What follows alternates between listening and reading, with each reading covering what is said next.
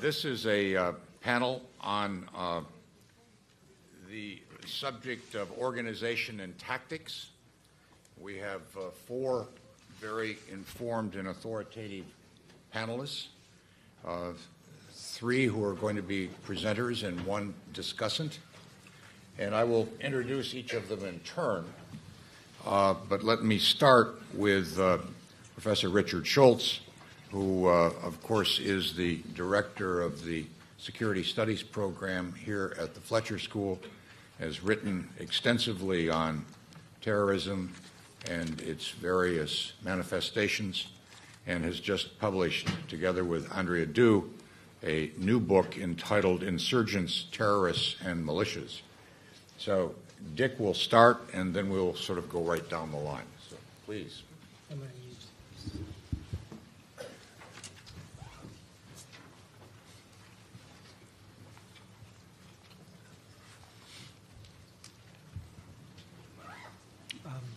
Let me begin by congratulating Layla. Outstanding. Just outstanding. The subject of this panel is organization and what I would call operations. We could call it tactics, but organization and operations.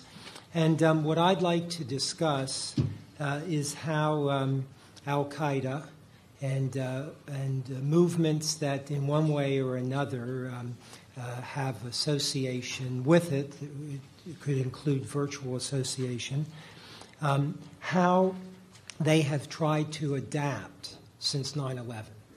So my focus is on what we might call the adaptation of an organization that sees itself at war. I won't examine this question of war on terrorism, but from the point of view of Al-Qaeda, they appear to think they're at war. So how have they adapted given the post-9/11 environment? How should we understand these adaptations?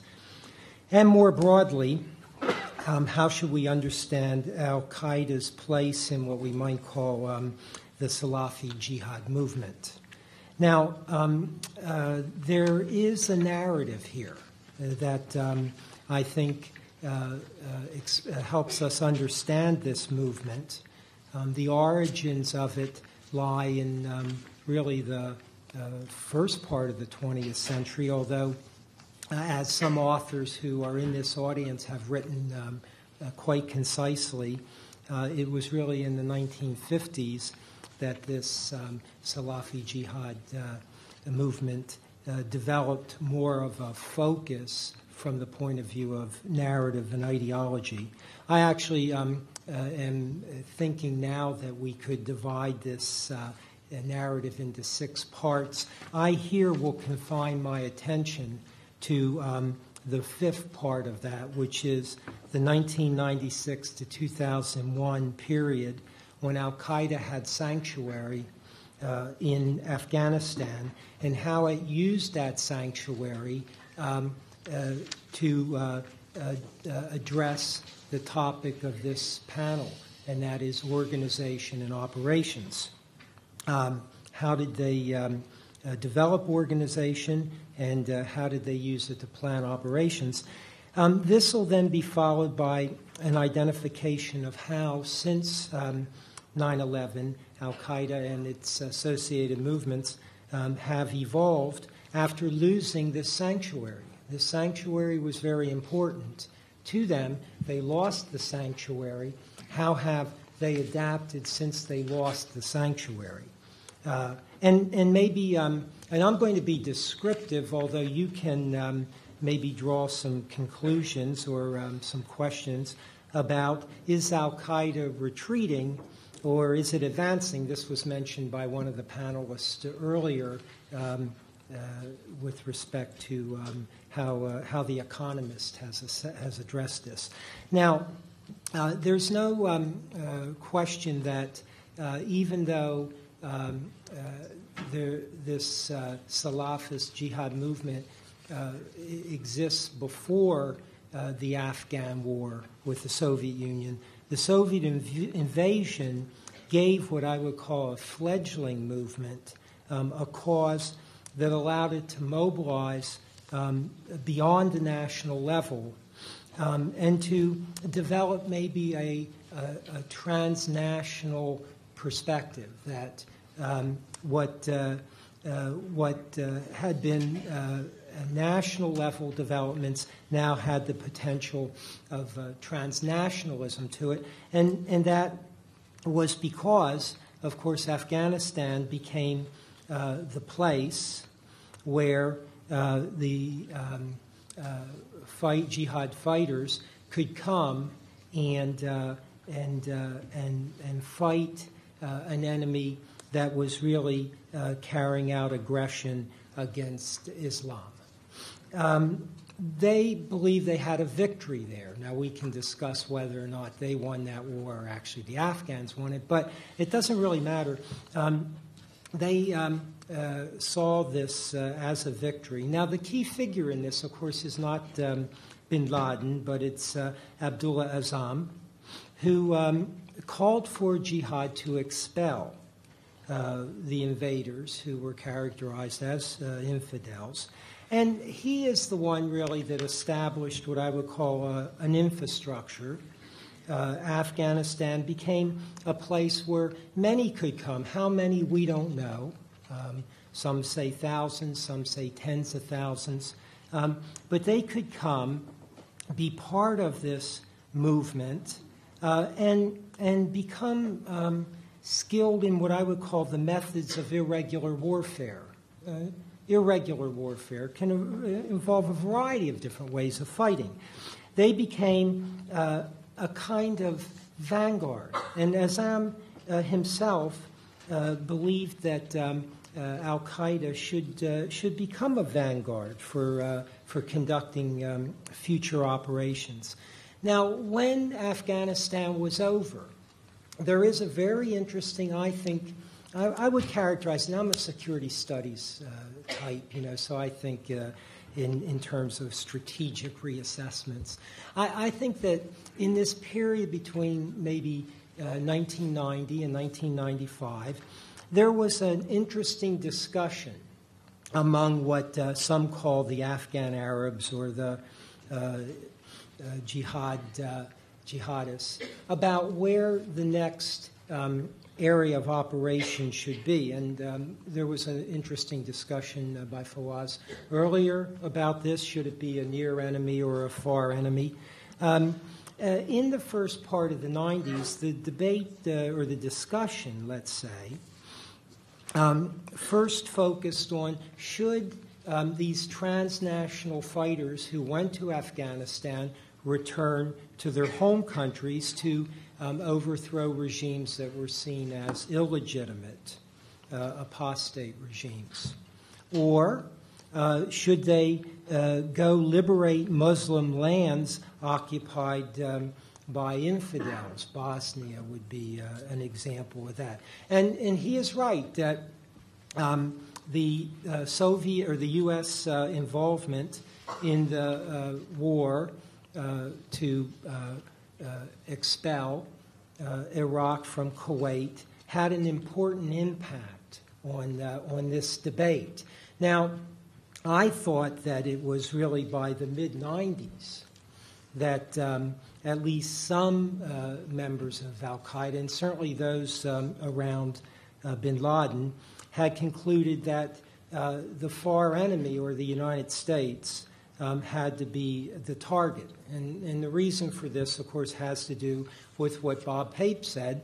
The United States is seen as occupying Arab land, or Muslim land, has forces in the Persian Gulf, although there's some question about whether or not the U.S. involvement in Saudi Arabia to expel Iraq from Kuwait constitutes an occupation in the way that Pape himself defines occupation in his book, but I'll leave that aside for the moment.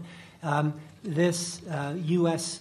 presence in the Gulf and in Saudi Arabia led to this view of a need to not just fight at the local level, and fighting at the local level was important because in this narrative, these local regimes are seen as an important part of the problem, but that the far enemy has to be attacked as well. So I think that my reading of this narrative is that by the mid-'90s, at least for bin Laden, he had come to that conclusion. But the problem, of course, is organization and operations. It's one thing to argue that this should be the mission and this is the target, but how are you going to carry it out? You need to create organization. And that is where Afghanistan becomes important again. And this is the period between 1996 and 2001.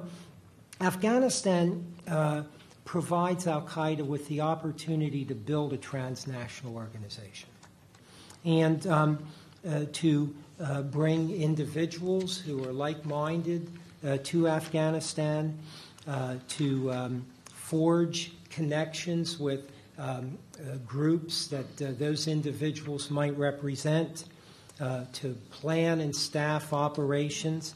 And we don't know how many came to Afghanistan at that time. Some say thousands. The 9/11 Commission report said between 10 and 20,000. I don't think anyone really knows. And certainly the 9/11 Commission had all the resources of not just the U.S. Intelligence community, but its allies to try to determine this. And what they have is, at best, a guess.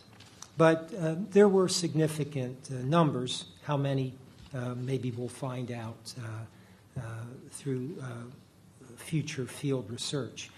But in the latter 1990s, the foundation existed then, or the foundation was being created, the organization was being created to be able to execute attacks against U.S. targets in different parts of the world. So, a global capability, while national level affiliates were still encouraged to carry out irregular warfare, although Fawaz is right, they suffered some major defeats in both Egypt and in Algeria. But Al-Qaeda saw itself, I want to use the term vanguard, they saw themselves as the vanguard of a global movement. Now, the extent to which they were able to create or would be able to create associations and connections with local organizations, that's what they were trying to do in Afghanistan. And so we need to think of Afghanistan as an enabler. It was important to their ability to create organization and then carry out operations. There were other enablers as well that I don't think in the latter half of the 90s were understood very well, although yesterday someone made the comment that I believe it was the president of the university, that Al-Qaeda, I believe it, although I'm getting old so I don't always remember everything, but that Al-Qaeda took advantage of globalization, information age technology, networking, all the things that we think are important to a globalized and connected world.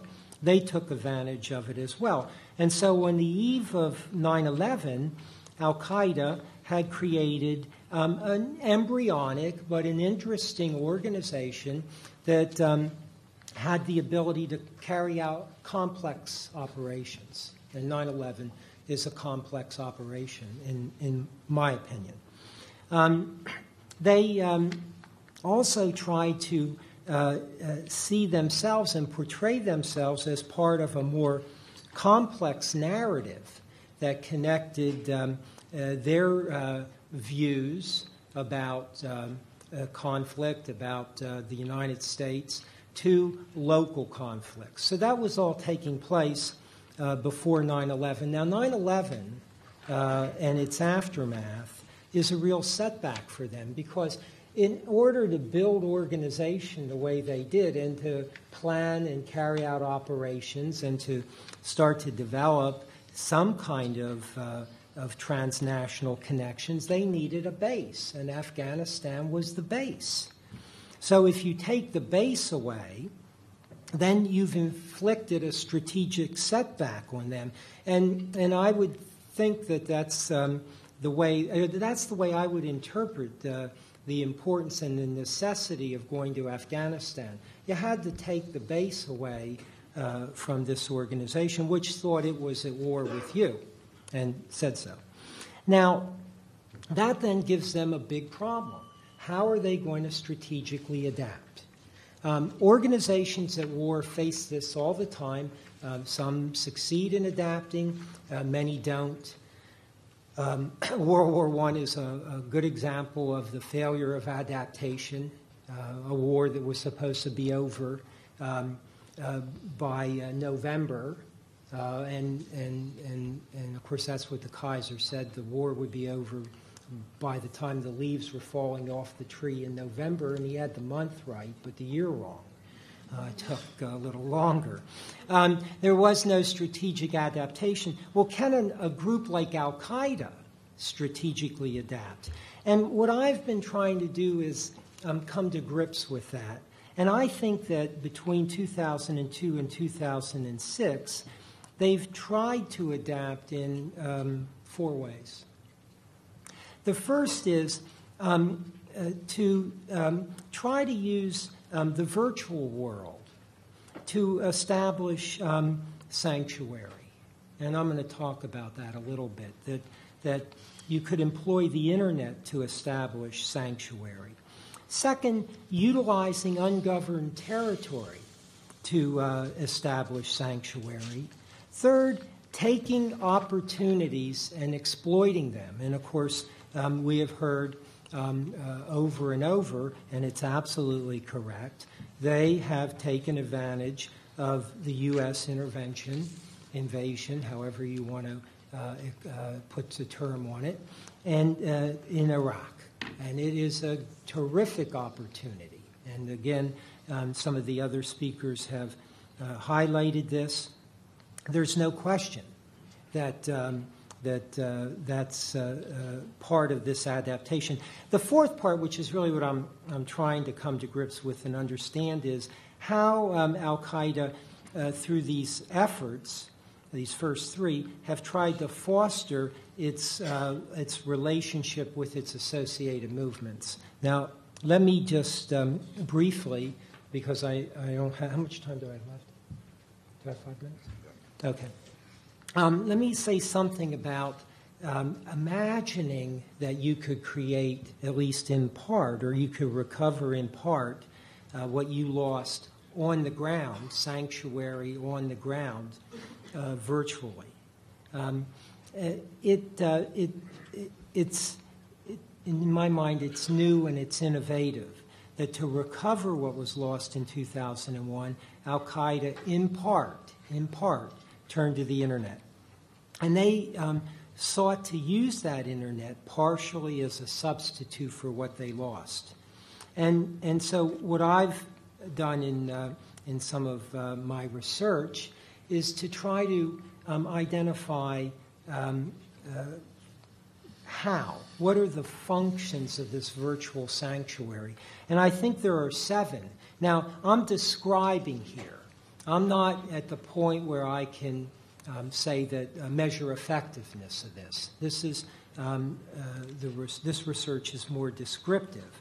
But what this virtual sanctuary does is it gives Al-Qaeda the capacity to reach like-minded individuals and groups who can act independently, but who see themselves as part of this larger narrative. It can find and reach individuals willing to associate themselves with a cause and to carry out operations. They have this is a strategic communication capability that no radical movement had in the past. And I do consider Al-Qaeda to be a radical movement. with an ideology and a narrative. Now, what are these 7 things? One, of course, propagating the narrative. If you look at the media fronts and the news shows and the online magazines and all of that, you can see that what they're doing virtually is what radical movements in the past have done locally face-to-face, but now they're able to do it globally through the Internet. Are they as effective as when I could talk to you face-to-face? I don't know. But they're using this narrative, they're using the Internet to, first of all, propagate the narrative. Secondly, they go further. Beyond fostering the message, of course what they're trying to do is inspire individuals to see, and groups, to see themselves as part of a larger movement and to take action. And that the way they do that, of course, is by showing success. It's very interesting to look at the number of very interesting programs that are on the media fronts that have to do with success in Iraq. So inspiring and mobilizing. Of course, the flip side, and the third part of this sanctuary, the flip side of inspiring individuals is to undermine those that you're fighting. And so there's a very interesting psychological warfare dimension to the use of virtual sanctuary. And you can see it in that part of the virtual effort that focuses on Iraq and to try to demoralize the United States, Iraqis, members of the coalition, and of course Robert Pape himself went at great length to talk about the use of these kinds of activities. The fourth would be networking. Now, one of the things that happened in Afghanistan on the ground when they were building organization was creation of networks. It was a networking exercise. And we see this happening virtually. You can find some very interesting documents by Al-Qaeda and some other organizations related to it on how to create a virtual cell. And there are now cases of virtual cells that have gone operational. So, you know, there's now data on this. Madrid, the Netherlands, London subway bombing. These are all examples of local individuals who form associations, see themselves as part of a more global effort and carry out an operation. There's an interesting phenomenon. So you can actually create virtual operational cells. Now, once you create them, you got to train them. And this also is happening virtually. For example, there's a rich amount of material, irregular warfare manuals and handbooks. And beyond, and this goes from more broad instruction to how to use specific weapons. And beyond a doubt, the material on the IED is spectacular on how to develop IEDs, how to outsmart and outfox counter IED efforts. I came across one very interesting study. The CSIS in Washington had a major piece of research on U.S. efforts to counter IEDs, and it sort of laid it out. I found a response to that in which the authors of the response go through the CSIS study, explain how they're already ahead in terms of offsetting these new technologies, and chide the authors for underestimating their operational effectiveness. So you have this as well. And so that's the virtual side.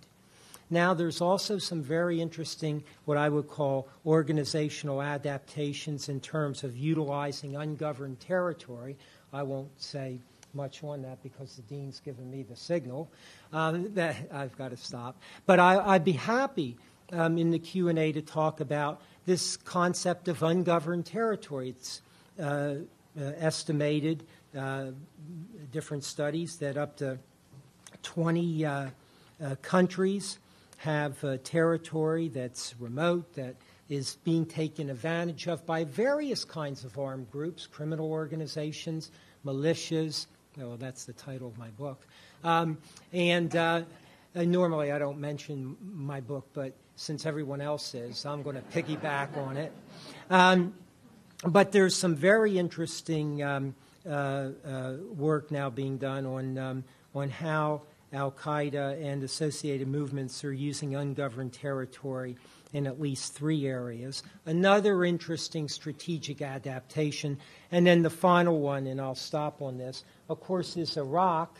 And I agree wholeheartedly with Fawaz, who argued earlier that not only has this given Al-Qaeda an opportunity for engaging the far enemy up close and being able to get at it in an ongoing daily basis because of the deployment of those forces there. But it is an opportunity to spawn maybe what we might call the 3rd generation of warriors, the first being during the Afghan-Soviet War, the second in the period between 1996 and 2001, and the third still going on today in Iraq. And he has added a new term to our lexicon. We no longer have just Afghan Arabs, but we have Iraqi Arabs. And so these are strategic adaptations, and when I finish the study, maybe I'll come to the conclusion that Al-Qaeda is not retreating but advancing, but I won't make that judgment now. Thank you.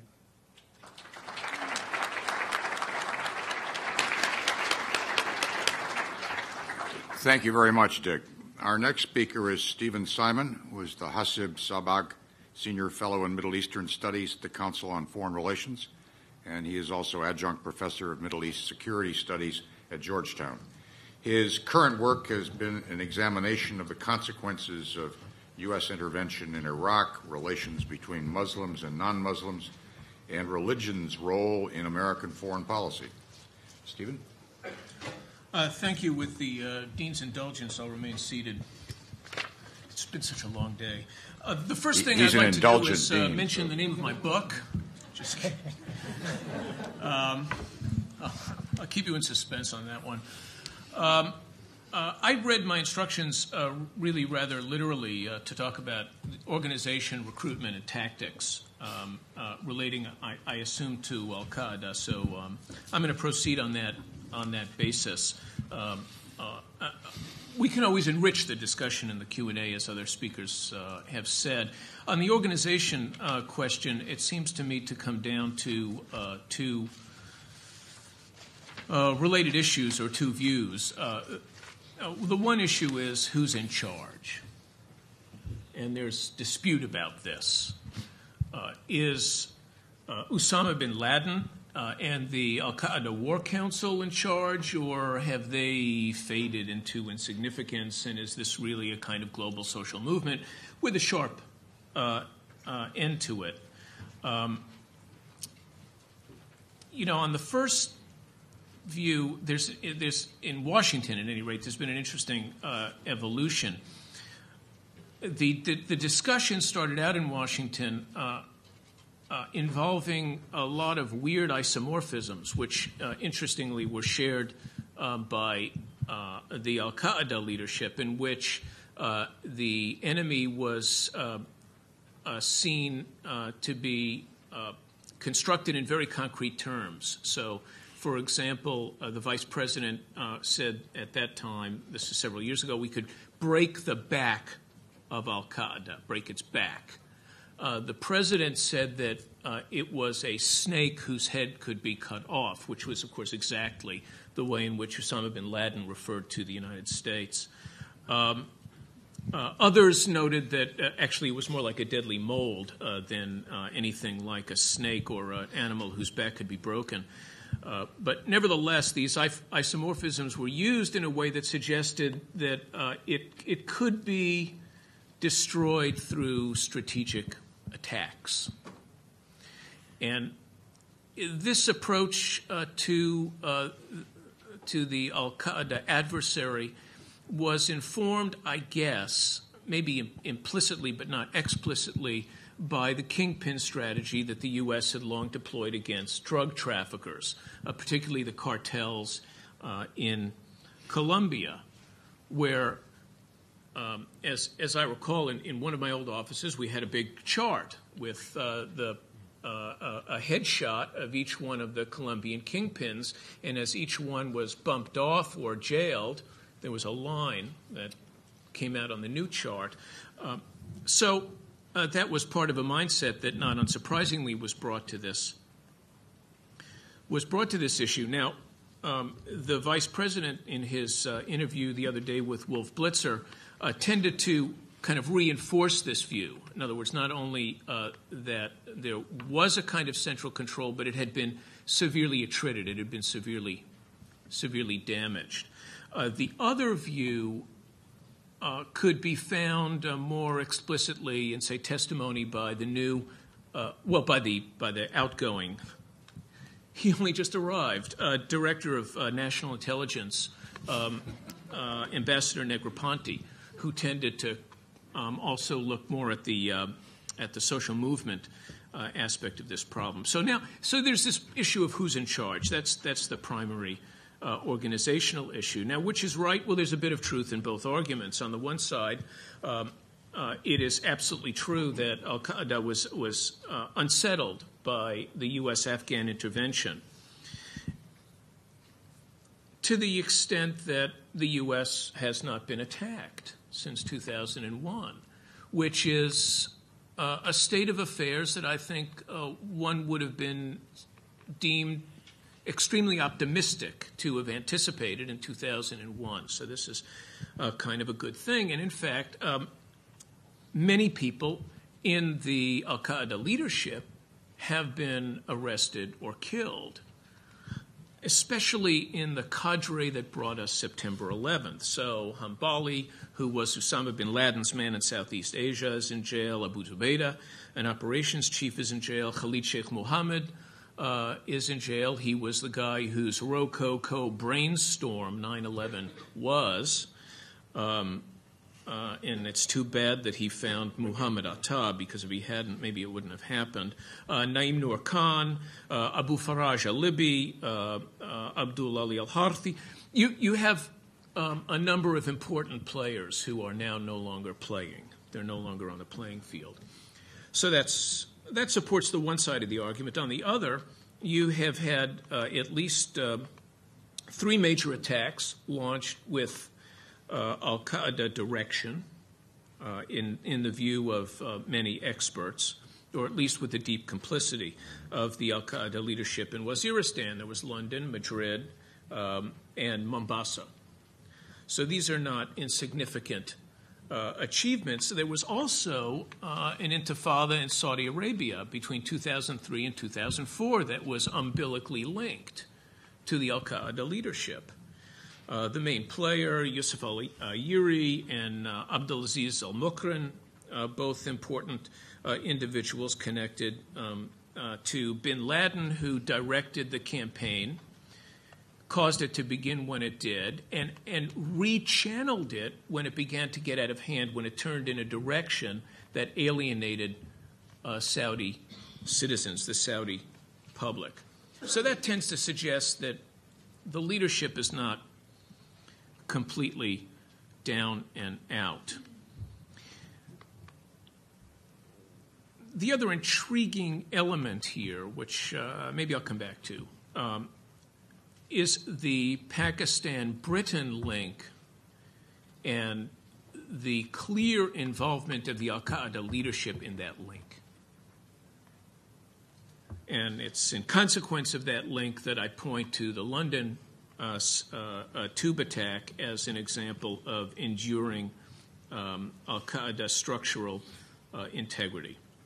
Okay, let me turn to tactics. It's interesting that strategy was not on the agenda, but maybe it wasn't out of some kind of assessment of the capacity of the panel to address it. Probably apt, at least in my case. But anyway, to turn back to tactics, targeting is the first thing that I thought of in this domain. And here, the focus still seems to be on a number of target domains. The one is economic infrastructure of the enemy. So you see attacks on oil infrastructure, Upcake, the attack that took place last year in Saudi Arabia, the attack against the Limburg, the attacks against pipelines and pumping stations in Iraq. This is a real kind of focus, targeting focus of these guys. Aviation is seen as an economic target, as well as, I think, a more classic retribution-oriented target, which I'll get to in a second. And there, a great deal of ingenuity has been applied, tactical ingenuity has been applied to this target. Surface-to-air missiles have been used. Liquid explosives that had been experimented with many years ago returned to the fore. Banking, also a target. The plot to attack the Prudential Center and other banking or finance facilities in Manhattan a couple of years ago. Also kind of an interesting affirmation of a conclusion that al-Qaeda drew very shortly after 9/11, that the economic target was a good one. Of course, we convinced al-Qaeda that this was a good target by interpreting the attack on the World Trade Center ourselves at that time as having been a brilliant example of an attack against a financial infrastructure on which the enemy presumed us to depend. Municipal transportation, another target. A tactical innovation in terms of the use of IEDs and just in general the ways and wherefores of urban warfare. Very tactically innovative. And then there's WMD. I don't think that al-Qaeda has given up on this. I think they still take WMD very seriously. There are two discourses on this subject, one in which WMD is viewed as, just another tool for asymmetric warfare. The other guy has got huge armies. He can deploy them wherever he wants. He's got bombers. He's got all that stuff. Well, if we had a weapon of mass destruction, that would be a kind of cheap way of balancing the correlation of forces. Then there's this other discourse which doesn't exclude the other one, which tends to see WMD as a kind of ultimate score settler. This is the apocalyptic aspect of the problem. And, interestingly, when I was at RAND, we did a study of 220 websites and the way in which they talked about WMD to the extent that they could, and we did a big regression. And we showed that the only websites that talked about WMD in this way were the jihadist websites. So other militant websites, Hezbollah, Hamas, you name it, they tended not to talk about WMD in this way if they referred to it at all. But the jihadist websites, very high correlation with WMD as a score-settling instrument. So the objectives of these tactics: weaken the enemy economically. They're apparently unaware of what it takes to undermine a $12 trillion a year economy, but that won't stop them from trying. And also to raise the cost to Western societies, which are thought to be paper tigers. And here there's this is an image of Hassan Nasrallah's that I use because it's so indicative of the way in which the West is viewed in this sense. He sees America, he says, as a spider web society. It's like a spider web. And what is a spider web? A spider web is beautiful. It's intricate. It's dazzling. But he says you touch it with a finger and it goes away. That's how they see American society. So attacking, and Western societies generally, so attacking these societies, our society, using terrorism is a way to get us to back off. Now, the Madrid elections, the elections in Spain that triggered the Madrid attack are related to this view. In other words, the sense was that if you pushed hard against the Spanish public, they would back off in Iraq, and that's, of course, what happened. Another objective of these tactics is retribution, simply to kill people. Other tactics outside of the more kinetic domain that we've been discussing. The first is work closely with the Pakistani government, because that's the way to ensure the survivability of the leadership. Now, if you don't think the leadership is important, then all this stuff isn't important either.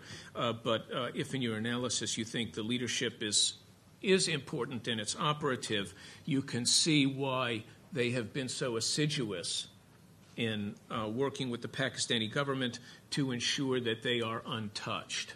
And this has worked very well for them, and it's one of the reasons that they are so secure in Waziristan. The other related objective, the other related tactic, is to work to retain some autonomy within Iraq. Now, so far this hasn't played out all that well, but they're trying hard. Related to this is focus on Europe and make some use of demographic changes there. And that relates again to this London thing, which maybe we'll talk about and maybe we won't. Finally, there's propaganda. Very important. Now, Richard and others have talked a good deal about the way in which the leadership leverages their successes as well as the excesses of their enemies to foster recruitment, which was the last thing I was asked to talk about. So just very briefly, this is a priority for the organization. Without recruitment, there wouldn't be any organization. I mean, these people are kind of like the Shakers in this way. You got to bring people in because you're not reproducing. Now, discussing recruitment is a little bit difficult because there are so many different forms of it, because the context of recruitment tends to differ. There are so many different contexts. Now, at the most general level, the recruitment project, whether it's for a cause or a cult, depends on the opportunities and the circumstances. The context. Is the cause a popular one? Is it proscribed by authorities?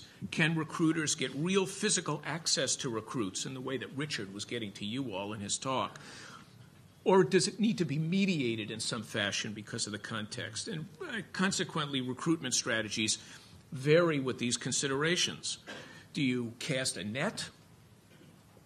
Do you use a funnel? Do you deploy a catalyst? Or are situations such that you can only do it in the most mediated way, which is by using broadcast propaganda of one kind or another? So all these things are at play depending on what you might call the market in which al-Qaeda is operating. So there aren't a lot of fixed rules, and there aren't a lot of fixed rules when it gets down to cases either. If you look at Europe, for example, recruitment seems to be more bottom-up. But if you look at the Saudi case, the recruitment seems to be more top-down. Okay, what does all this mean? First, a counter-recruitment strategy is going to be very difficult to develop. This doesn't mean that authorities and academics who are advising them shouldn't try hard, but I think it's going to be very difficult. Second, the propaganda in which to use Ali Banwazizi's terminology, the moral environment is interpreted for this particular market is going to work against us, and it's going to work against us because we continually play into it for a lot of reasons. And other speakers, including Fawaz Mia and Ian Lustig, have addressed themselves to the unwitting but bizarre complicity of the United States and its adversary in this way. The third implication is that there is, in fact, an organization. It's a real one, and it's determined to carry out devastating attacks against the West, in particular the U.S., and given the deepening involvement of the United States in the Middle East as a Middle East power, its involvement with Middle East politics and society, this is only going to continue. And fourth, demographic change in Europe is going to complicate efforts to cope with these challenges. Thank you very much, Stephen.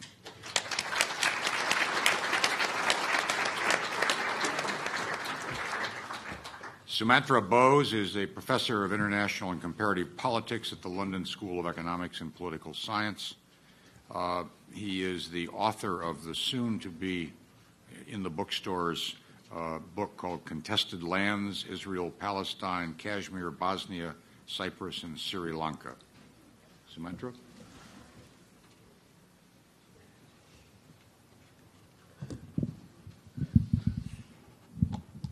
Thank you, Dean Bosworth.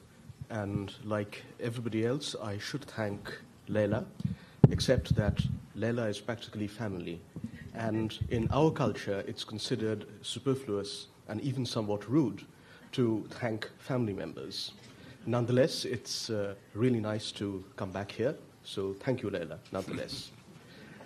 I'm going to try and address the theme of this panel, terrorist organizations and tactics, with reference to two places in South Asia, my region of origin, which have seen protracted and ongoing confrontations between the state, the forces of the state, and significant armed groups. And these are at opposite ends of the subcontinent, Kashmir and Sri Lanka. And I want to make 4 main points in the next 15 minutes or so. Firstly, like the vast majority of the world's terrorist conflicts, the conflicts in Kashmir and Sri Lanka are ethno-territorial conflicts. In other words, the focus of the conflict, what is at stake, is very clear-cut. There is a land, a territory, which is sought to be controlled by a state and liberated by an insurgent or a terrorist movement. This is the kind of clash of state-led and state-seeking nationalisms that, for example, the comparative historical sociologist Charles Tilly has talked about. It's a clash of state-led and state-seeking nationalisms. In other words, there are no millenarian objectives at work here. The objectives are very clear-cut. The focal point of the conflict is perfectly clear. That said, the liberation of a land is still a fairly grand objective to have. And it's important to uncover the personal motivations that drive people, and particularly young people, to devote their lives to violence, to become fighters in a cause, and even to become volunteers in suicidal warfare operations. And in my experience, the main factor underlying these personal motivations is a quest for vengeance or vengefulness. In some cases, vengefulness is acutely personalized. The people in question have experienced direct and grievous harm to themselves, or more likely their family, loved ones, friends, and neighbors, and are on a quest for retribution. In other cases, the quest for vengeance is not as acutely personalized, but no less powerful. In other words, there is a sense that my society has been abused, my people have been defiled, and I'm going to do something about it. So that's the main underlying personal motivation for fighters, including those who practice suicidal warfare in a variety of situations. And both Kashmir and Sri Lanka have seen suicidal warfare, although in somewhat different forms. Okay, let me move on to point 2 that I want to underscore. Despite being very specific ethno-territorial conflicts, where the objectives of the different sides are fairly clear-cut, reasonably coherent, and, at least in principle, achievable, these conflicts share the common trait of becoming transnationalized over time, to the extent that what started out as a local or national conflict becomes regionalized and perhaps even globalized. And the conflict has an impact on societies and on governments, in some cases very, very distant from the land that is the focal point of insurgency and counterinsurgency, the violent collision of state-led and state-seeking nationalisms. Now, how this happens differs, obviously, depending on the differences in particular contexts. Let me give a couple of examples from the Kashmir and Sri Lanka situations to illustrate this process by which local national conflicts become transnationalized and, in certain cases, even globalized. In 1991, that is about 15 years ago, 844 guerrillas were killed by Indian security forces fighting insurgents in Indian-controlled Kashmir. Of these 844 slain guerrillas, 842 were locals. They were residents of Indian-controlled Kashmir. Only 2 were outsiders. Now, that has changed over time, to the extent that as of the end of 2006, the body count of insurgents killed or neutralized by Indian security forces in Kashmir stands at approximately 19,000, of whom over one-third, approximately 6,500, are not locals. They are not residents of Indian-controlled Kashmir and have come from somewhere else. The vast majority have come from Pakistan. Why has this happened? Obviously, the Kashmir conflict has, from its inception, been an international conflict between India and Pakistan, so that dimension has always been there. But as the conflict dragged on through the 1990s, people from outside Kashmir, either militants or people who became militants, were drawn to the conflict because of perceived reasons of both religious and ethnic or ethno-national solidarity. The primary groups, the principal groups that became active in the war in Kashmir on the side of the terrorists are groups of Pakistani religious radical coloring. But the motivations for outsiders coming into Kashmir to fight against the Indians has not always been of a solely or even primarily religious radical character. There is a perception in Pakistan, especially in the Punjab province, the dominant province of Pakistan, that among a large number of people, that they are of Kashmiri ancestry. Now, whether this is myth or reality is open to question, but myths can be as powerful as reality, and sometimes even more powerful. And there are millions of people in Pakistan who think that they are at least in part Kashmiris. They are of Kashmiri origin, they are of Kashmiri ancestry, hence they have a sense of ethnic or ethno-national solidarity with the militant armed struggle against Indian control of its part of Kashmir. So these are the dynamics, religious radicalism, but also ethno-national ties, affinities, perceived solidarities, which drive the process whereby a local and national conflict becomes transnationalized, how it spills across borders and becomes a regional problem. In Sri Lanka, the transnationalization and indeed the globalization of the conflict has followed a somewhat different pattern. There is a large Sri Lankan Tamil diaspora spread all over the world, from Canada to Australia. Sri Lankan Tamils started leaving Sri Lanka in response to discrimination, or so they claim, in the 1960s and 1970s. In the 1980s and 1990s, this diaspora was joined by hundreds of thousands of people who were war refugees, Tamils who had been forced out of Sri Lanka by the armed conflict, often in circumstances which can be accurately described as ethnic cleansing.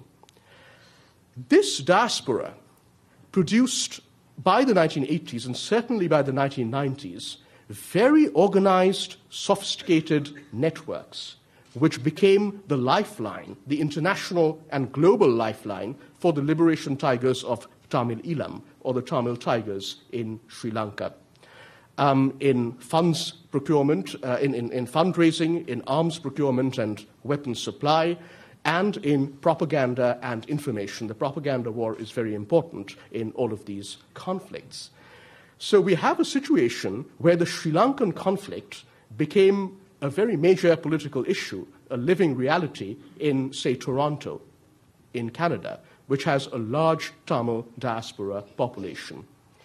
So in these ways, very specific ethno-territorial conflicts become, at the very least, regionalized, as in Kashmir, and even internationalized to the point of being globalized, as in the case of Sri Lanka, in the case of Sri Lanka because of the diasporic connection. The third point I wanted to cover is that in this era of local and national armed conflicts, which have become transnationalized and in some cases even globalized, states still command immense resources and capabilities which even the most sophisticated, organized, and determined armed opposition groups find difficult to match. And this applies to big states like India, as well as relatively small states like Sri Lanka. In India, which is a state with immense coercive resources, military, police resources, the Indian state security forces have a very long and relatively successful record since the 1950s of grinding down insurgent movements through wars of attrition. And this is proved to be the case in Kashmir, where in the early 1990s the situation looked dire for India in Kashmir. By the mid-1990s, the situation had changed significantly. India gained the upper hand over the insurgency. But this also applies to small states like Sri Lanka confronting the Tamil Tigers, who are arguably one of the most sophisticated, organized, and resilient armed opposition movements in the world. If any of you have been following recent developments in Sri Lanka, you will know that the Tamil Tigers have been suffering a series of military setbacks, one after the other. They are losing territory, particularly in the volatile and contested eastern province of the island country. And it's only a matter of time before their hold on parts of the northern province, which they administer, will come under threat. But it's not just about material resources. It's also about a resource called legitimacy. States tend to have a certain legitimacy which insurgent movements find extremely difficult to claim for themselves, especially insurgent groups like those in Kashmir and in Sri Lanka, which, A, draw on transnational networks for their sustenance, and B, use suicidal tactics as part of a broader military strategy. In the post-September 2001 international environment, it has become harder than ever before for insurgent groups which have those two characteristics to claim any amount of legitimacy for their struggle, to justify their cause.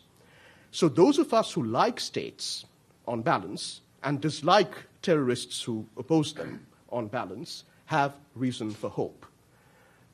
Why have there been very few, relatively few, the peak of Fidayeen insurgency, suicide attacks in Kashmir, was 1999 to 2002. The peak year of suicidal warfare in Kashmir was actually 2001. It fell off after 2002. Why did that happen? Of course, there were a number of factors, but September 2001 was one important factor. Why have there been relatively few suicide attacks by Tamil Tigers, who are among the most prolific and innovative practitioners of suicidal warfare anywhere in the world, since 2001? Well, of course, there's been a ceasefire, which has now unraveled completely in Sri Lanka, but the ceasefire was there for a couple of years. It was meaningful, starting in February 2002. But again, I think the post-September 2001 international climate has to be taken into account as an explanation. So this is increasingly a very unequal contest between states and their terrorist enemies. The last point I want to make, as I conclude, is that there is very little chance of being able to understand the organizations, the strategies, and the tactics of terrorist movements without deep knowledge of the societies that have produced these movements and the societies that these terrorist groups operate in.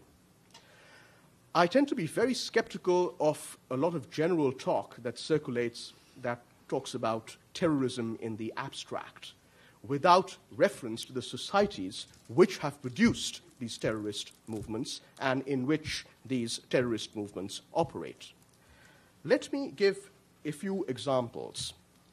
The cult of martyrdom, of sacrifice, that has been popularized by the liberation tigers of Tamil Eelam in Sri Lanka harks back to a revival of medieval Tamil martial traditions from almost a millennium ago, which got lost in the intervening centuries. The suicidal warfare tactics of the LTTE are also related to certain aspects of Shaivite Hinduism and of Roman Catholicism, the two major religious faiths that are practiced among the Tamils of Sri Lanka. There's a very clear historical, cultural, and societal context to the patterns of mobilization by insurgent movements, to the tactics they choose, and so on.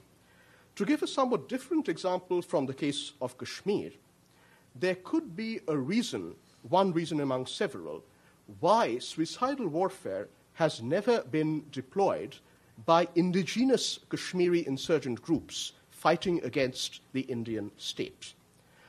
Whether it's the independentist Jammu Kashmir Liberation Front in the first years of the insurgency in Kashmir in the early 1990s, or since then, the pro-Pakistan-oriented Hizbul Mujahideen, which is also quite deeply rooted in Indian-controlled Kashmir and in Kashmir in general.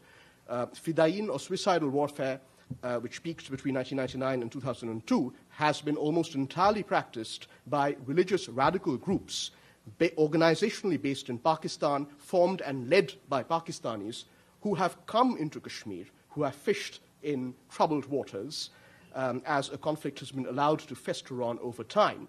And they have recruited some locals, but they are still basically Pakistani organizations on the fringe of Pakistani society and politics. They are not Kashmiri organizations. Why is that? It probably has something to do, among several other possible causes, with the relative moderation of Kashmiri Islam, which is less receptive to the kinds of suicidal warfare tactics that the religious radical groups have tried to popularize in Kashmir. A final point, one should be very wary, I think, of attributing any essential qualities to societies as one tries to understand the terrorist movements that have emerged in and from the societies and which in turn shape those societies. Why do I say that? If exactly 25 years ago, in January 1982, someone had predicted that Sri Lankan Tamil society would produce a radical national liberation movement like the Tamil Tigers, which has practiced suicidal warfare in very innovative, indeed novel forms, although it's important not to overemphasize the importance of suicidal warfare tactics in the broader military strategy. The Tamil Tigers have lost about 19,000 killed in combat since 1982, and only 273 of those have been Black Tigers, members of the dedicated suicide operations unit. 199 men and 74 women, 273 in all. If someone had predicted in January 1982 that Sri Lankan Tamil society would produce a movement of this nature, they would have been laughed at. They would certainly have been laughed out of this auditorium. Why? Because Sri Lankan Tamil society was notorious not for any kind of cult of militancy and martyrdom, but rather for pronounced bourgeois and materialistic traits, where people cared about their children's education, where people cared, yes, about making money, which is as legitimate a pursuit and interest as any, and look at the transformation that Sri Lankan Tamil society has undergone in the past 25 years under the weight of total war conditions and militarization of society. Likewise, in Kashmir, there is a long-held historical stereotype about Kashmiris as a people, that they are docile. The word docility is often used. Now, this is a stereotype. Like all stereotypes, it's simplistic. It may even be somewhat obnoxious. But like many stereotypes, it also has a kernel of truth embedded in it. Kashmiris were docile in certain ways. And look at the transformation that has been wrought in the society. After all, 2/3 of those who have died fighting as terrorists in Kashmir over the last 17 years, about 13,000 out of 19,000 people, have not been imported militants or religious zealots or simply mercenary adventurers like underemployed Afghan mujahideen. This happened in the mid-1990s, but have been locals. They have been sons of the soil in Kashmir. So I think we should be very, very careful of attributing essential qualities either regarding a propensity to violence, an innate propensity to violence, or the converse, and innate propensity to pacifism to any society. Societies change over time, and this is a fluid and dynamic process. I'll stop there. I think I've covered my 4 points, so thank you very much.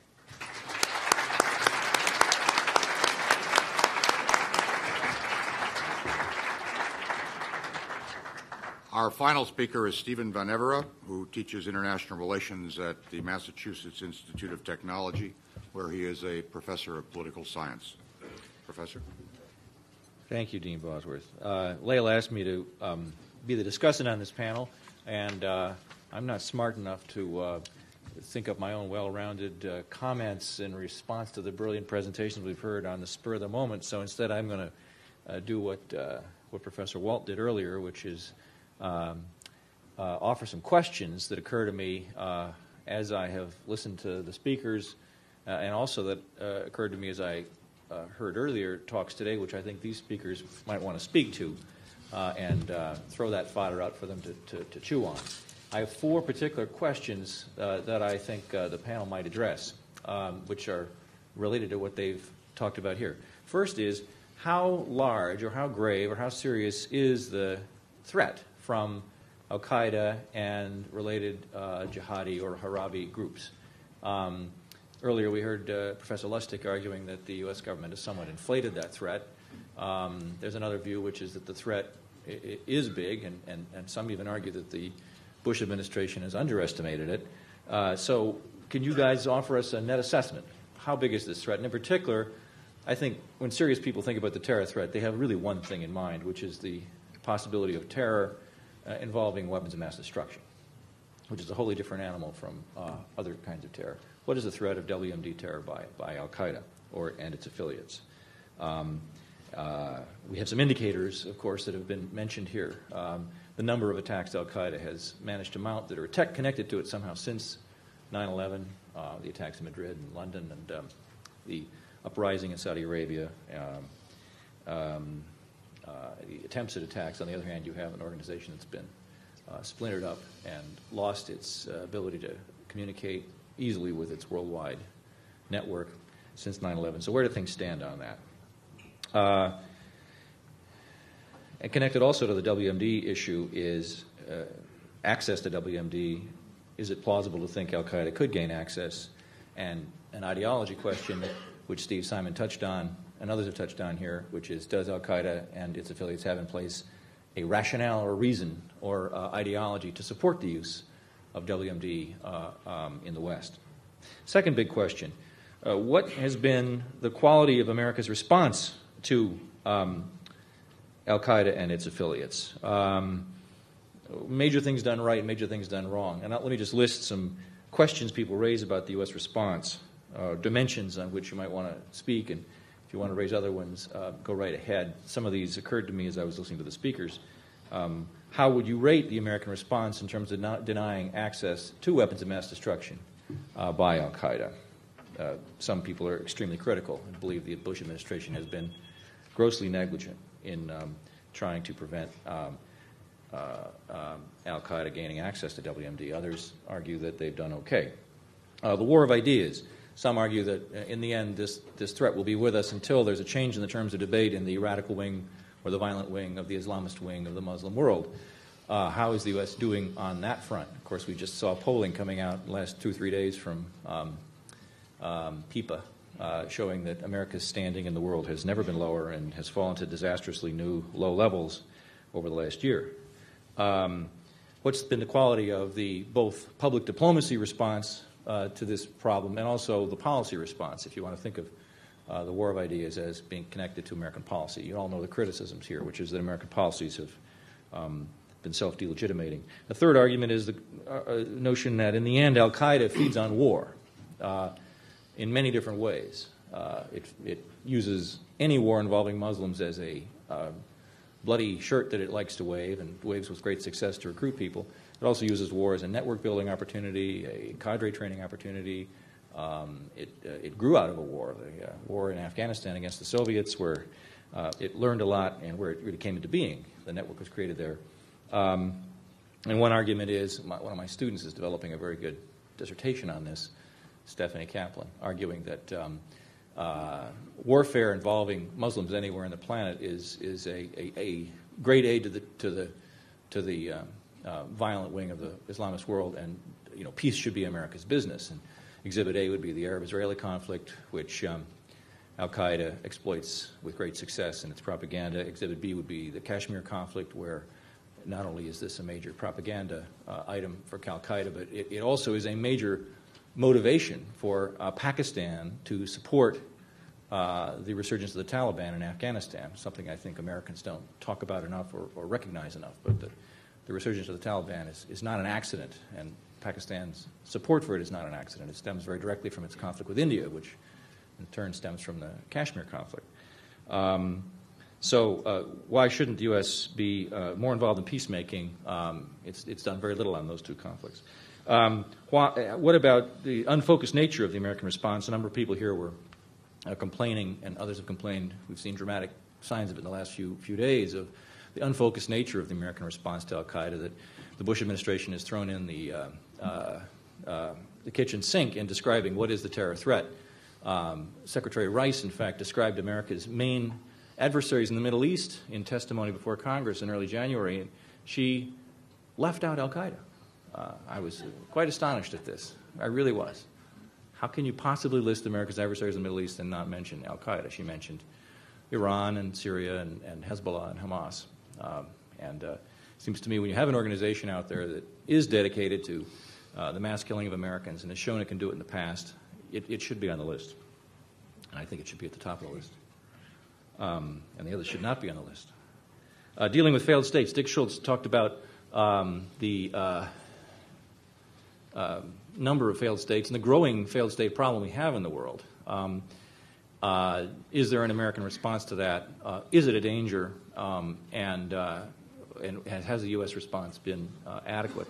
And Dick Shultz also mentioned the growing use of the creation of a virtual sanctuary through the use of improved communication, especially the Internet. Has the U.S. response been adequate?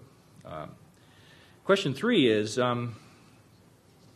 if you give the administration poor marks for this, what explains these failures? I think there's been 2 themes I've heard running through the comments here, and then earlier panelists have also raised this point, which is the highly militarized approach to the terror threat that we've seen from this administration.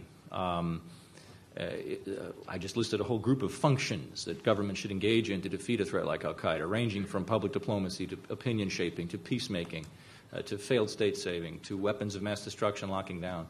But when you look at the shares of budget in Washington allocated to this problem, it's overwhelmingly going to the 3 military services. And I love the American military services, and we need them and so forth, but is there something misbegotten here in the distribution of resources?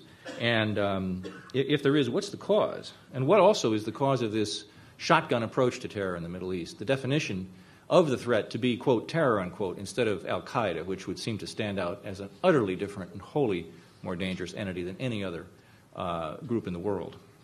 Why is the administration aiming its shotgun in all directions instead of using a rifle and aiming at what is clearly the supreme threat. And to me, this is really mysterious. Why has the administration adopted a general approach that I think most strategists would say looks like a very poor strategy? And finally, recommendations. Distill some prescriptions from your talks here on how the United States should respond to this threat. So those are my questions.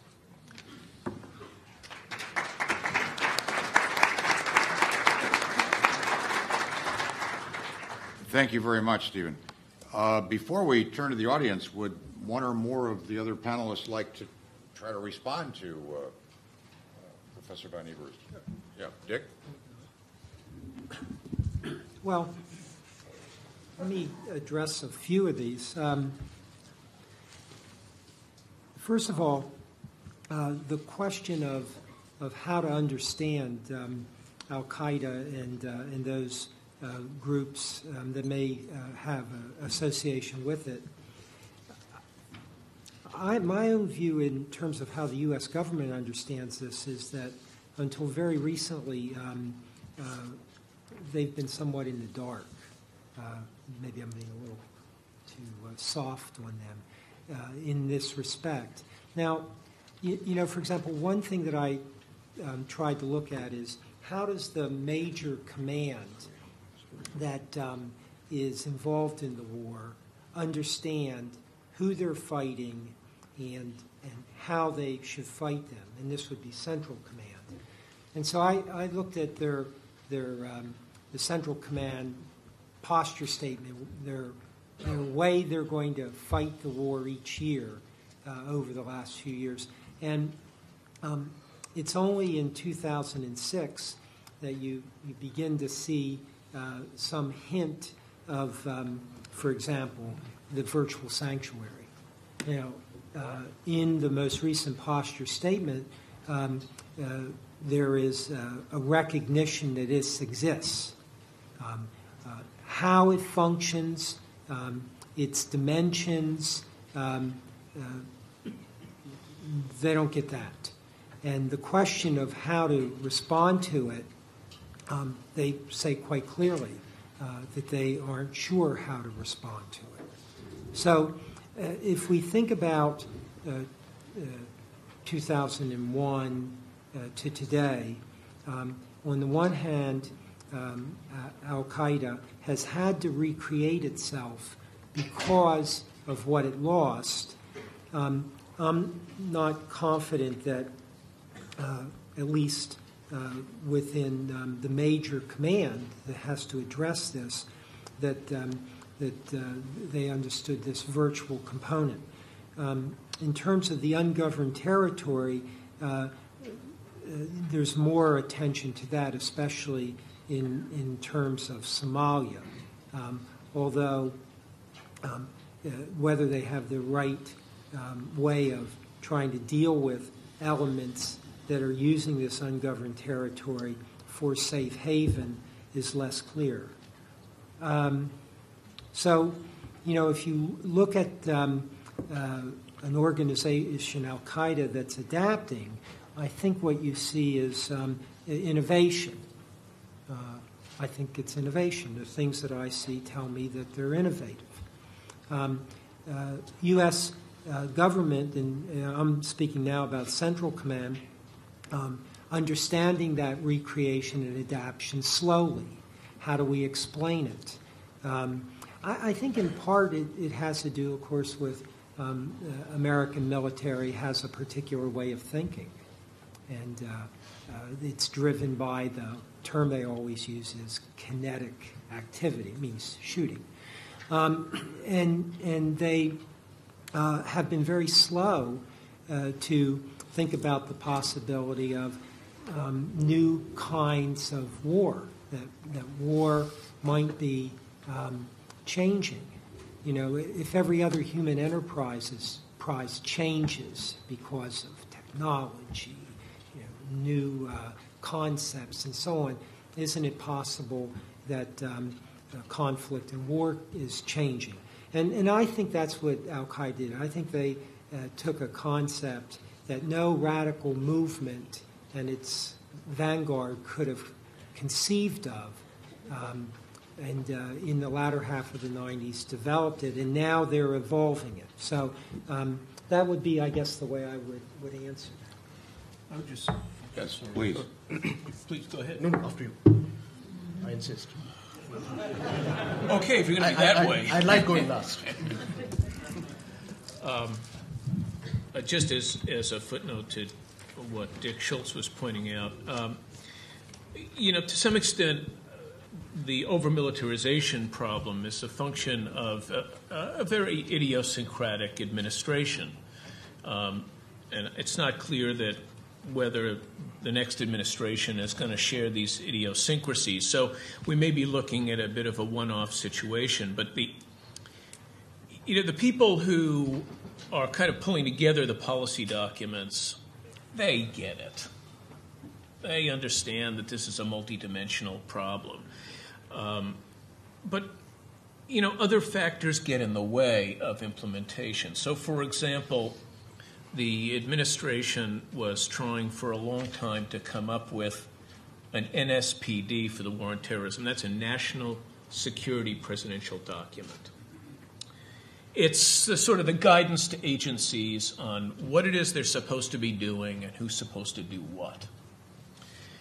And this process took well over a year, and it started out with a very sound assessment, diagnosing the problem in all its multidimensionality, pointing out that even though it's not, ideas coming over here to kill us, it's people, but ideas are important, and, that had to be dealt with. And it never got anywhere because, you see, there has to be an annex to an NSPD that actually says who does what, whose belly button is pressed on any given programmatic element of the overall implementation plan.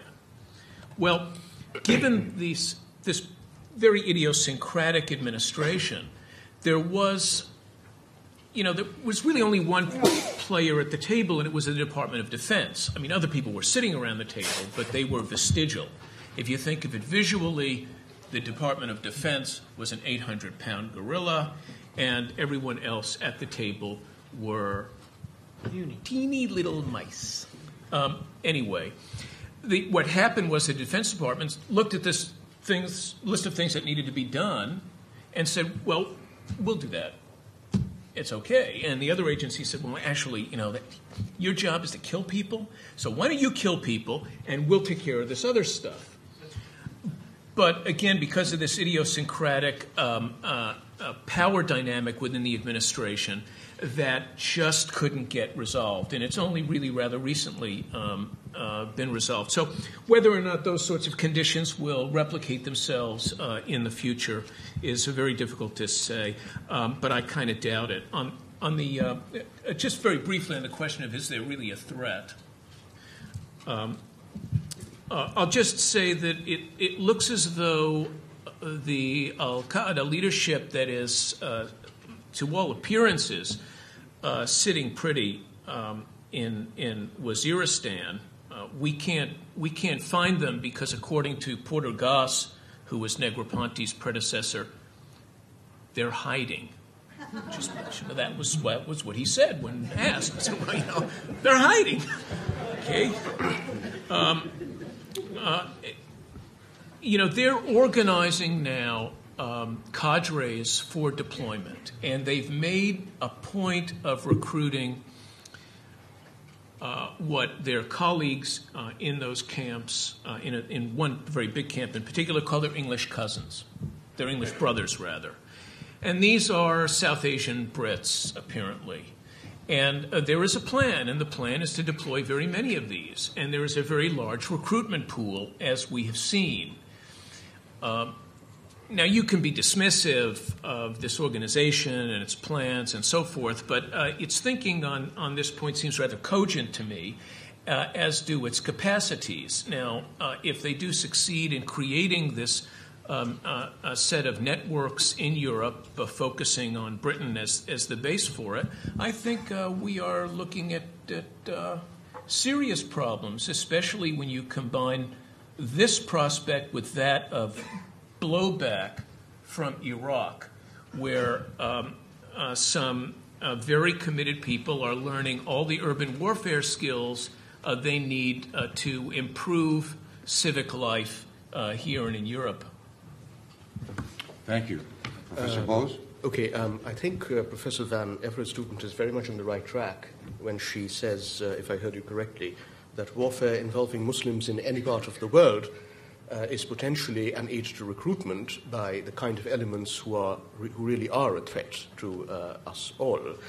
But I think, and that peace should be America's business. But I think to make that business, not profitable but successful, requires certain things. First of all, in an international climate in the past 5 years, where armed groups are finding it increasingly difficult to cite any legitimacy for their struggle, there is a danger of states enjoying a de facto climate of impunity. It's becoming, I fear, easier for states to get away with abuse and atrocity and other forms of misbehavior, because armed groups are really on the back foot as far as the legitimacy of their struggles is concerned, and one needs to have a more balanced approach. The second thing, of course, is the lack of deep empirical knowledge. Why are Roman Catholics, for example, disproportionately represented in the Tamil Tigers and in the Black Tigers? Well, there's several causes, Tamil Roman Catholics. But one reason is that the Tamil Roman Catholics, like other Roman Catholics of other ethnicities in Sri Lanka, are concentrated in littorals, in coastal areas. And these have been the most fiercely contested zones of the civil war over the past 2 decades. Hence, they are disproportionately affected by state violence, and hence their participation in the insurgency. So one really needs kind of deep empirical knowledge and an awareness that one can't attribute essential qualities to any societies, as I mentioned earlier, or to any religions or any ethnicities. Now, how global is the threat from Al-Qaeda? I'll give an example from another part of the woods that I know somewhat. That is Bosnia in the Balkans, where there was a very ruinous armed conflict for 3.5 years between 1992 and 1995. And since 2001, there has been some apprehension in intelligence communities that Bosnia might emerge because of that history as a potential recruiting zone, or at least a transit point for radical Islamist terrorist activities. Now, that really hasn't happened. During the Bosnian War, there was quite a bit of Iranian involvement on the side of the Bosnian Muslims. The Iranians tried to meddle a lot, but the impact ultimately is, I think, close to negligible. There were also several thousand mainly Arab volunteers who went to Bosnia in the 1990s to fight on the side of the Bosnian Muslims, one of the belligerents in the armed conflict, and several hundred of those stayed on in Bosnia after the war, married local Slavic Bosnian Muslim women, and settled down. I mean, these people came under the scanner after September 2001, but to the best of my knowledge, barring perhaps 1 or 2 exceptional cases, these kind of veterans, the Arab veterans of the Bosnian War, who live in remote corners of rural Bosnia, in central Bosnia, just want to be left alone. And they are largely regarded, quite unfairly, of course, as somewhat freakish by Bosnian Muslim society at large. Now, to get less analytical, conceptual, and a little bit anecdotal, I mean, there's a guy called Ahmed Omar Saeed Sheikh that many of you may have heard about. To the best of my knowledge, he's still on death row in Pakistan for the kidnapping and subsequent murder of the Wall Street journalist Daniel Pearl. Right now, Ahmed Omar Saeed Sheikh has a somewhat checkered personal history. He was an undergraduate at the LSE, the institution I work at, in 1992, 1993, before I went there, so I was not instrumental in turning him into a kind of transnational Islamist militant. And he was studying statistics or mathematics or something. He was not studying history or politics or economics. Now, he was a typical public schoolboy, British of Pakistani family background. Now, I've researched his case quietly, and I have this on good authority.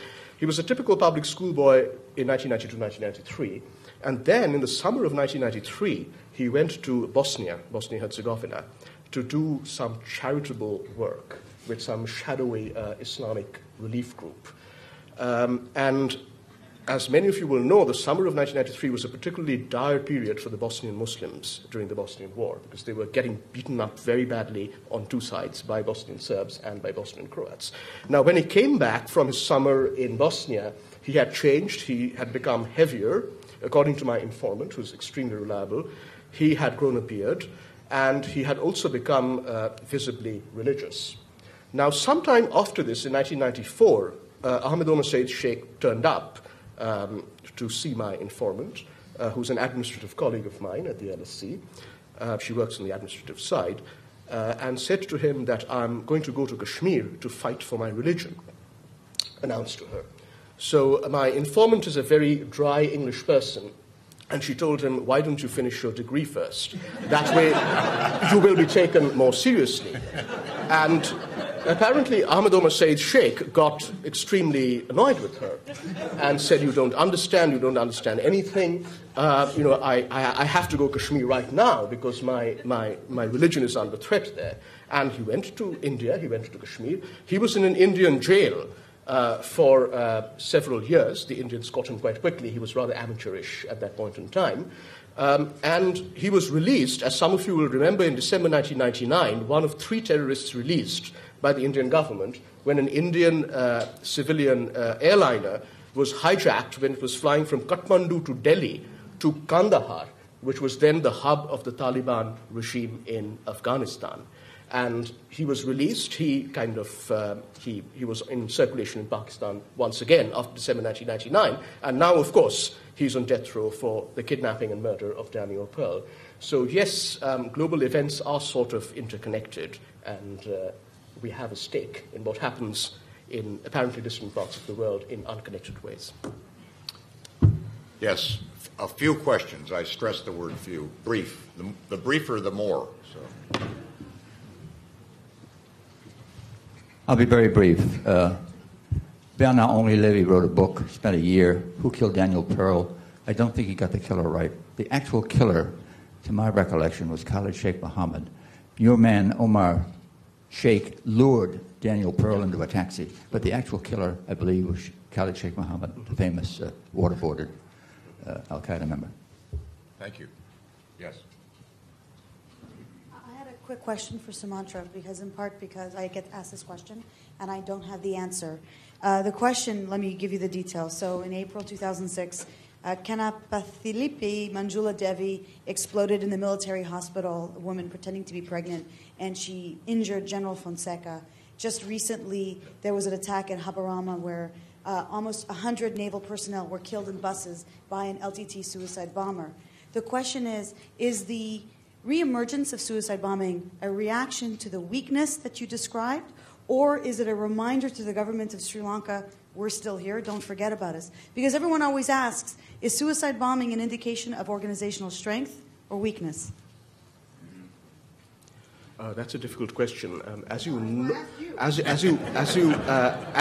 the LTT has hundreds of black tigers ready to go, and they have revived their suicidal operations, but in a very selective and limited way. They're not using all the human resources they have at their disposal at all. And the attacks that are taking place are very specifically targeted against the general commanding the Sri Lankan army, who was critically injured but has now miraculously recovered and is leading the war against the Tigers once again, or the attack on what the Tigers say is a military target. The sailors near the port of Trincomalee that killed 100 sailors when a truck came and exploded. So this tactic has been revived, but it's been used in a very, very selective and discriminate, if that's an apt expression, way. Now, I think this is happening because the Tigers don't want to be tarred with the brush of suicidal terrorism that leads to mass destruction and leads to large numbers of civilian casualties, hence the selective nature of the targeting. Whether it is a sign of strength and weakness, it depends on what kind of strength or weakness you are talking about. I think they're holding their forces in reserve. I think the leader of the LTT has not played his hand yet. Now, in fact, much of the recent escalation has been from the government side, to be fair, and not from the side of the insurgents. I'm not really sure of the answer to that question, but one good thing is that even a terrorist movement of the credentials of the LTTE has become sensitive in the past several years to the constraints of international opinion, for example, that it matters. They seem to be completely blind to that, or willfully blind, perhaps, before 2001. Yes, over here, please. I'm sorry. Next. Hi, I'd like to ask about something that's come up sort of tangentially in the last 2 days, and ask the panelists if they'd like to kind of elaborate a little on this, and that is the level of involvement by the United States, and in particular the CIA, in supporting the war in Afghanistan, out of which cauldron developed al-Qaeda. And there does seem to be, there are differences in emphasis. Some people would put more a kind of weight of culpability to some extent on the United States for helping in some way engender al-Qaeda. Other people have said, well, it really didn't have anything to do with that.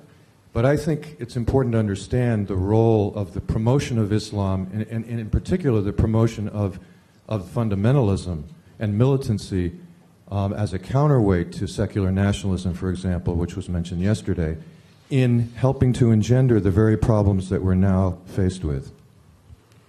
Does anyone on the panel care to comment on that?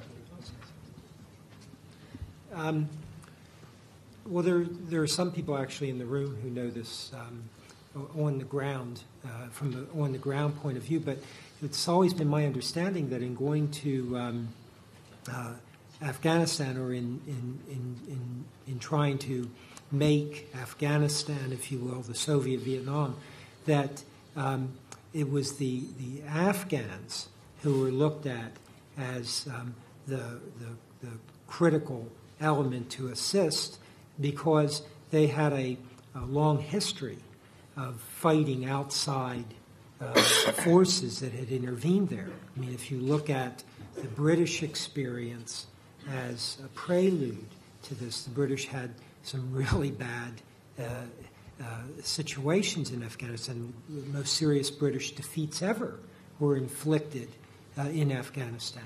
So the idea was, I think, not to try to create some Islamist, radical Islamist jihad movement, which was really in a very embryonic and almost the stage of imagination for individuals like Azam, but to take advantage of a long-standing Afghan willingness to fight and fight hard against outsiders who intervened there. Professor Jalab. Yes, well, I think it's a comment and sort of a question. I've been trying to gauge from all three panelists, and certainly the two, Professor Shultz and Professor Simon, whether you consider the Al-Qaeda group as an organization or more of an idea. And that hasn't really, I haven't been able to understand what you think. There's been reference to Waziristan. There's also been reference from Professor Simon that the Pakistan government, Al-Qaeda works with the Pakistan government. There's a perception in Pakistan that there's a war going on, quite a severe war. And if they really are hiding, and it's quite clear that the Al-Qaeda leadership is in Waziristan, well, why don't people go and get them out? Recently, NATO bombed only a few days ago and then apologized that it will never happen again. So, I mean, one is wondering what actually is going on. I mean, the question is that Waziristan is a very peculiar place. It is what you call, it's really out of bounds of the Pakistani state. Either you have a military solution to Waziristan and bring out the al-Qaeda people, or you have a political solution, and presumably America's great ally, Pervez Musharraf, is opting for a political solution. But is he fighting a war, or is it all a figment of one's imagination?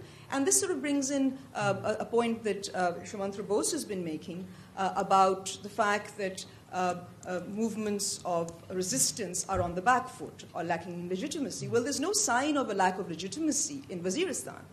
There is a lot of emotive support for the tribals who are presumably hiding some of the Taliban and maybe also the al-Qaeda leadership. So one's not really sure how you envisage al-Qaeda as an organization, as an idea to which people associate themselves. What's going on in Waziristan? Is this a war? Is it a pretense on Musharraf's part? And then if so, why is America supporting him? Well, things are, unfortunately, things just aren't really clear cut. That's the nature of reality, at least, in this realm. Al-Qaeda right now, it's a candy mint and a breath mint. It's both, in my view, a hierarchical structure with a territorial base in this place that we were just talking about. And it's also, in effect, a global social movement. That instead of relating to, banning landmines or, winning women's suffrage, it's got another program.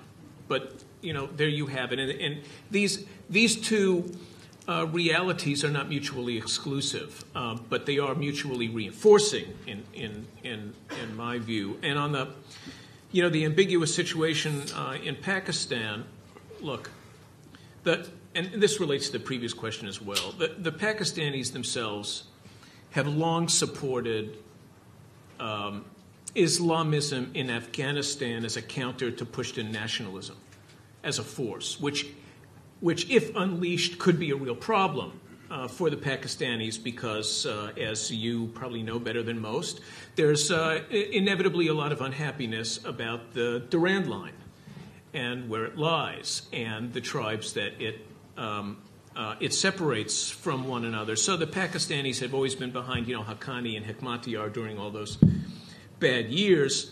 We had no choice, my understanding is, that we had no choice but to kind of tag along because a lot of the disbursement was through the Pakistanis. Well, we are similarly dependent on and hemmed in by a very complex Pakistani political environment now, which prevents us, even assuming we had the capabilities, which we might or might not, I'm not a military man, to actually go into that area and root him out. The United States arguably made a serious error in the way it conducted the anti-Taliban campaign in 2002, which resulted in virtually the entire al-Qaeda leadership getting away either to Iran or to Pakistan.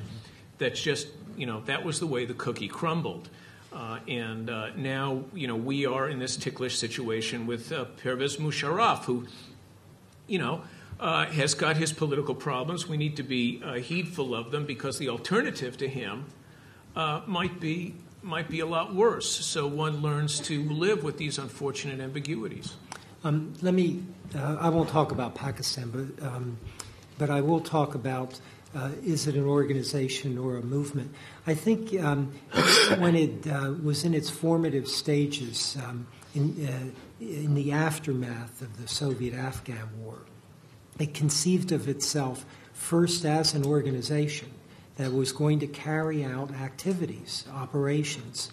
But it also, and I think this is reflected in your own talk earlier, it saw itself as the purveyor of a larger social movement in which I can't go into all the details, but things that are happening in different places locally are seen as connecting to this more global movement against the West, against a liberal idea which I think was expressed today and yesterday as well. So, it's that kind of complexity that I believe makes it difficult sometimes to understand. We can understand a concrete organization, but to understand an idea and how that idea